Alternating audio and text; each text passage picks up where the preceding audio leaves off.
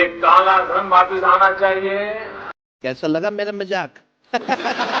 नमस्कार दोस्तों, आज हम बात करेंगे उन भगौड़ों की जो इस सरकारी तंत्र की खामियों का फायदा उठाकर झोला उठाकर निकल लिए और विदेशों में रंगरलियां मना रहे हैं। साथ ही जानेंगे कब कितना पैसा लेकर गए। नंबर 1, संजय भंडारी लगभग 150 प्लस करोड़ रुपए लेकर टैक्स चोरी और बेनामी संपत्ति के केस में 2016 में ब्रिटेन भाग गया। ये एक हथियार डीलर, आर्म्स डीलर है। इस पर रक्षा सौदों में दलाली लेने, विदेशों में गुप्त रूप से बेनामी संपत्तियां बनाने और काले धन को सफेद करने के आरोप हैं। इसके अलावा उस पर सरकारी गोपनीय दस्तावेज रखने का भी मामला था। ईडी और इनकम टैक्स विभाग ने केस दर्ज किया है। नंबर 2, सभ्य सेठ लगभग 390 करोड़ रुपए लेकर 2014-15 के दौरान दुबई भाग गया। दिल्ली की कंपनी द्वारकादास सेठ एसईजेड क्रिएशंस के मालिक सभ्य सेठ ने ओरिएंटल बैंक ऑफ कॉमर्स से सोने के आभूषणों की निर्यात के नाम पर फर्जी तरीके से कर्ज लिया और बैंक को धोखा दिया। सीबीआई ने इसके खिलाफ धोखाधड़ी और जालसाजी का मुकदमा दर्ज किया है। जांच एजेंसियों द्वारा उसकी तलाश जारी है और लुकआउट नोटिस जारी किया गया है। खैर, जांच एजेंसियां लुकआउट नोटिस के अलावा और कर भी क्या सकती। नंबर 3, आशीष जोबनपुत्रा लगभग 800 करोड़ रुपए लेकर 2015-16 के दौरान अमेरिका भाग गया था। टेक्सटाइल कंपनी एबीसी कॉटस्पिन का प्रमोटर आशीष जोबनपुत्रा ने स्टेट बैंक ऑफ इंडिया और बैंक ऑफ बड़ौदा से बिल डिस्काउंटिंग और फर्जी दस्तावेजों के आधार पर करोड़ों का चूना लगाया। अब जब चूना लगा ही दिया तो सीबीआई और ईडी क्या करती भला? मामले दर्ज कर लिए और कार्यवाही जारी है। अब जब मामले दर्ज हो ही गए थे तो कोर्ट भी क्या करती? भगोड़ा घोषित करके संपत्तियों को कुर्क करने का आदेश देकर अपना फर्ज पूरा किया। नंबर 4, रितेश जैन लगभग 1500 करोड़ रुपए लेकर 2016 नोटबंदी के बाद दुबई भाग गया।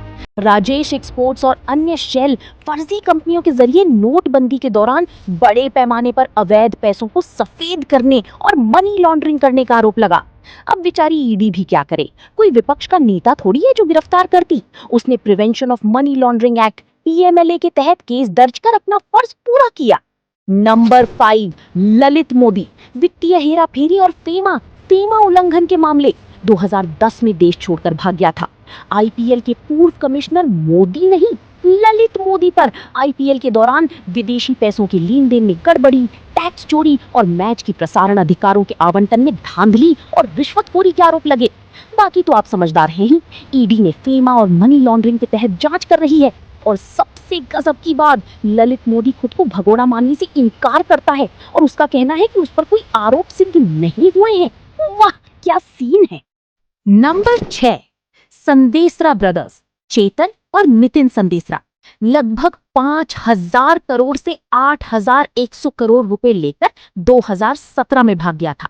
गुजरात की स्टर्लिंग बायोटेक कंपनी के मालिक इन ब्रदर्स ने आंध्रा बैंक की अगुवाई वाले कंसोर्टियम से फर्जी कंपनियां बनाकर भारी लोन लिया और पैसे विदेशी खातों में ट्रांसफर कर दिए। है ना गजब का आइडिया।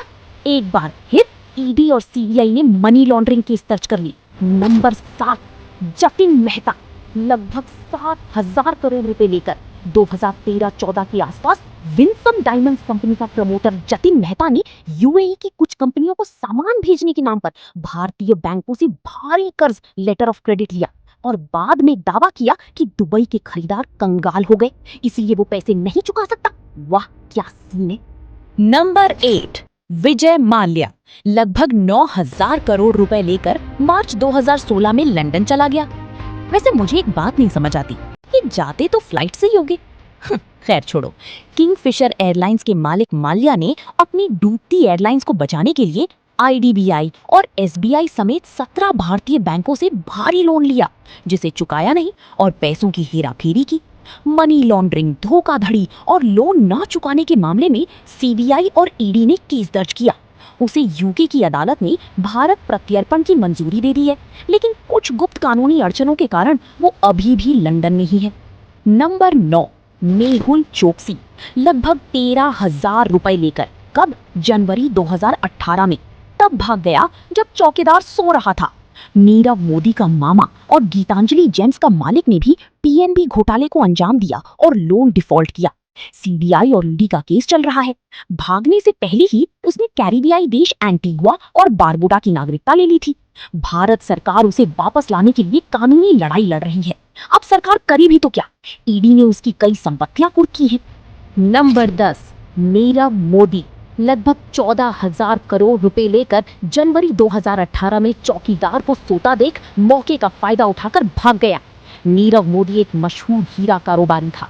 उसने अपने मामा मेहुल चोकसी के साथ मिलकर पंजाब नेशनल बैंक यानी पीएनबी के कुछ अधिकारियों की मिलीभगत से फर्जी लेटर ऑफ अंडरटेकिंग जारी करवाई और विदेशी बैंकों से भारी कर्ज लेकर धोखाधड़ी की। सीबीआई और ईडी ने मनी लॉन्ड्रिंग और धोखाधड़ी का केस दर्ज किया। बेचारी सीबीआई और ईडी करे तो करे क्या, कोई एक भागा हो तो कुछ करे। वैसे भी विपक्ष के नेताओं पर छापे से फुर्सत नहीं मिलती। खैर, मार्च 2019 में उसे लंदन में गिरफ्तार कर लिया गया था। वो फिलहाल ब्रिटेन की जेल में है। भारत सरकार उसके प्रत्यर्पण की कोशिशों में जुटी है और भारत में उसकी करोड़ों की संपत्ति जब्त की जा चुकी है।